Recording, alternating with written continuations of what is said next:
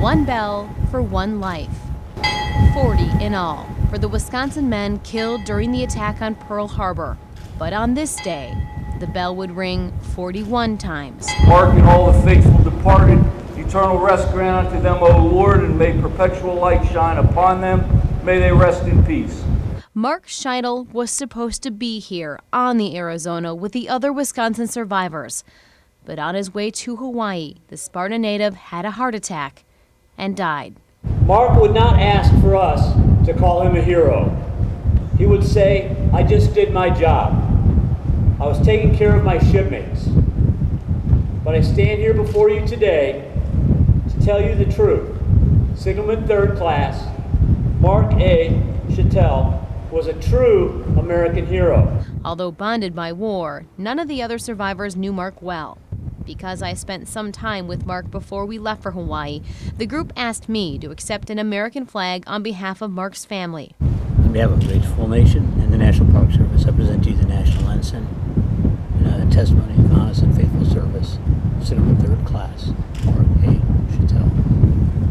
Thank you.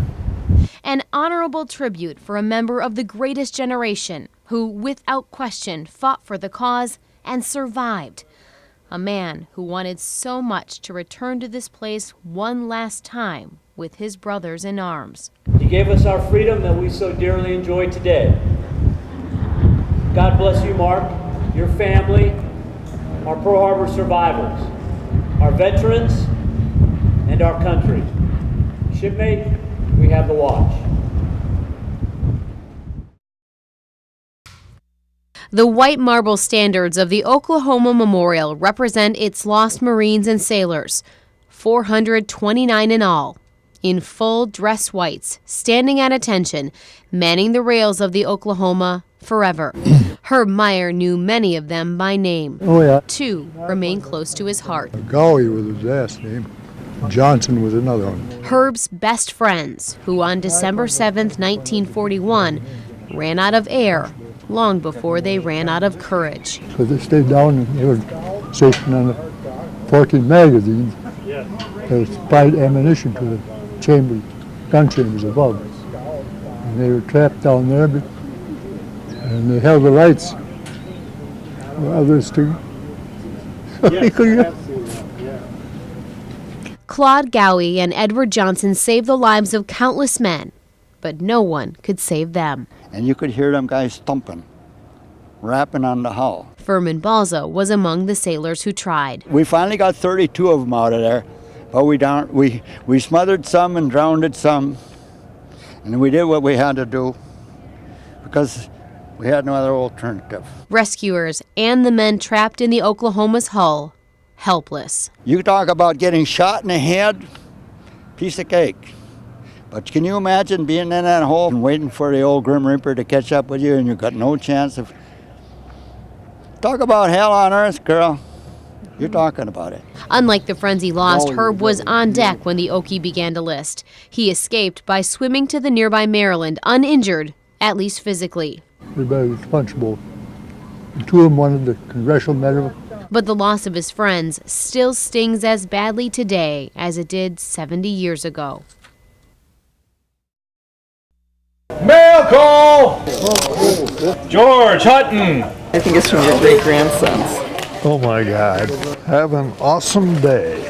I've had several, Ian. Thank you. You're truly someone who represents an ideal American. Someone who has not only defended our country, Pearl Harbor, but someone who loves and continues to take an interest in our country. Very happy to get that, Trish. Thank you. They're really glued. Of course, I'm all thumbs anyway. The sacrifices that you and the rest of the men on your ship made for our country are remarkable. I am proud to have you as my uncle. I wish you a fabulous trip and many more years of health and prosperity. Love you always. Joey Dellenbach. Whoa. Well, it's great. Absolutely. I don't know how you convince some of these people to write, you know. They haven't done it voluntarily. Oh, look at that, Chief. Overwhelming. Oh, lordy, lordy, lordy. I get nieces and nephews. Oh, man. They touched me, those two did. Wow. Welcome home, honey. When Ewald Cookie Cook returned to Hickam Field, history came back to life. We thought he'd passed away. Jessie Higa runs the Hickam History Club. She thought Cookie's last name, Cook, was spelled C-O-O-K. With no record of a Mr. Cook, Jessie believed Cookie had died, taking his story with him.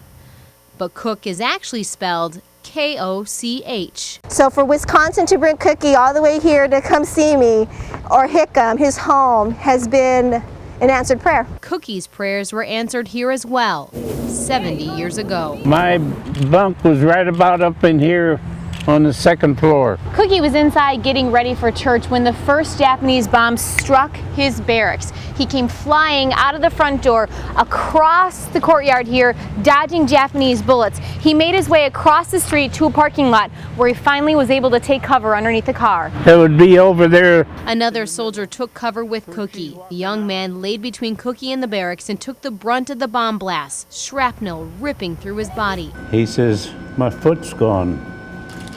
So I put a tourniquet on his leg until the bombing was over with, and when we got him to the hospital. Cookie was also injured, suffering third-degree burns on his thigh. Well, it was terrible. Cookie would spend several weeks in the hospital where he tried to find the young man who he believes saved his life. But the soldier's injuries were so severe, he was flown to the mainland and never returned. A once-in-a-lifetime trip has come to an end for the Wisconsin survivors of Pearl Harbor. Now, the veterans made the trip back to Hawaii with the help of the Old Glory Honor Flight Group of Northeast Wisconsin. The cheering crowds greeted the vets as they stepped off the plane along with the airport color guard, but the homecoming was bittersweet. 19 veterans flew out of Chicago last Thursday, 18 returned. Sparta native Mark Scheidel passed away on the flight to Hawaii. But the group continued the journey and dedicated the trip to Mark. When the vets flew into Chicago this morning, Mark's cousins were waiting for them, and News 19's Amy DuPont had a special presentation. This flag was flown above the Arizona Memorial. It was unfolded by the National Park Service, and a captain from the Navy presented it to me, and I had the pleasure and the honor of giving it back to your family. Thank you. I don't know, I'm still trying to put it all together. It didn't mean so much to me a couple months ago, but that Milwaukee here, it's like, oh, it looked really great. I'm really looking forward to it, but things happened as they did, and that's why I felt I needed to come back down here today. I'm glad I did. Funeral services for Mark are held at the end of the week, and if you'd like to learn more about Mark and the other Wisconsin veterans who were on that trip, you can log on to our website at wxow.com.